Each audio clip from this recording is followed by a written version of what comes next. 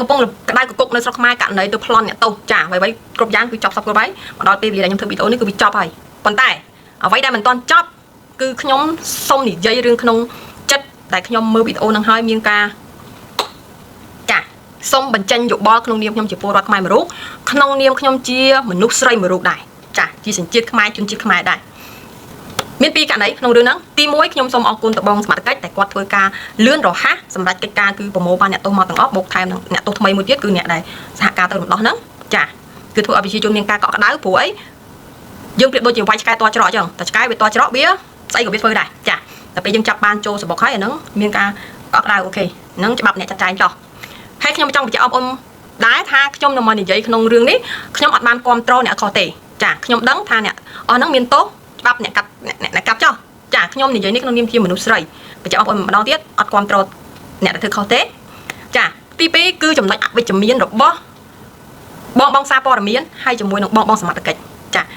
បងប្អូនមួយចំនួនធំប្រហែលជាបានឃើញវីដេអូនឹងដូចតែខ្ញុំបានឃើញអញ្ចឹងចាត្រង់កន្លែងគេចាប់គាត់បានហើយបងសមត្ថកិច្ចក៏ថតវីដេអូគាត់ទៅចាហើយយើងថតគាត់ហ្នឹងណាក៏ខុសដែរចាយើងថតគាត់អត់មានការសុំមកគាត់ហ្នឹងក៏ខុសដែរចាទី2គឺ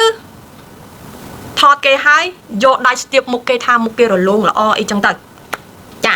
ហើយនឹងមានសម្លេងសើចក្អាក់ក្អាយចំអកលក់លើយរបៀបអត់ឃ្លានស្រែកឃ្លានចារបៀបអាឆ្កែវាមើលឃើញចំណៃហើយទៅវាហៀទឹកមាត់ក្លែកក្លាក់ចា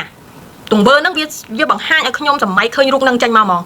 បោកថែមទាំងបងសមាជិកដែលគាត់នៅអង្គុយពីក្រោយគាត់ញញឹមប្រំប្រៃទៀតចាខ្ញុំដឹងថាទឹកមុខគាត់ហ្នឹងចង់បង្ហាញដល់សមាជិកថា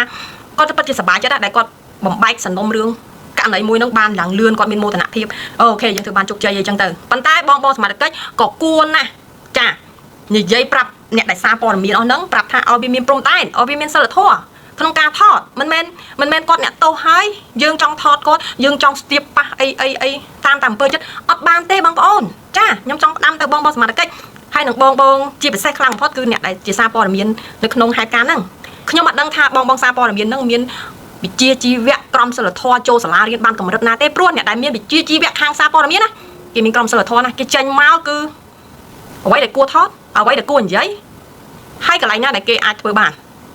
ចាមិនមែនថតឲ្យប៉ះគេឲ្យសើចក្អាយអីចឹង no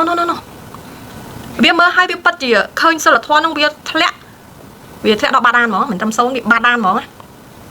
ខ្ញុំអត់ពេញចិត្តសោះហ្មងអញ្ចឹងបាទខ្ញុំបញ្ជាក់បងប្អូនពីក្បាលវីដេអូថាខ្ញុំនិយាយក្នុងនាមខ្ញុំជាមនុស្សស្រីចាហើយខ្ញុំអត់បានគ្រប់គ្រងថាគាត់អ្នកទោសឲ្យមកនិយាយគ្រប់គ្រងខ្ញុំអត់បាននិយាយចឹងទេតែខ្ញុំចង់និយាយថាយើងធ្វើការអីឲ្យវាមានព្រំដែនឲ្យវាមានក្រមសីលធម៌កុំថាអូគេខុសហើយយើងអាស្អីក៏បានដែរ no អត់បានទេចាអត់បានទេបើសិនជានឹងប៉ះចំសាច់បងប្អូនដែលកំពុងតែថតវិញតែបងប្អូនមើលហើយបងប្អូនមានអារម្មណ៍ថាយ៉ាងម៉េចចាបងប្អូនមានអារម្មណ៍ថាយ៉ាងម៉េចដែលគេថតកូនយើងក្មួយយើងជាសាច់ឈាមយើងឲ្យមកប៉ះឲ្យសើចំអកលក់លើអញ្ចឹងបងប្អូនគិតថាម៉េចខ្ញុំសូមនិយាយប៉ុណ្ណឹងអរគុណច្រើនខុសតោះកន្លែងណាសូមអធិស្ឋាន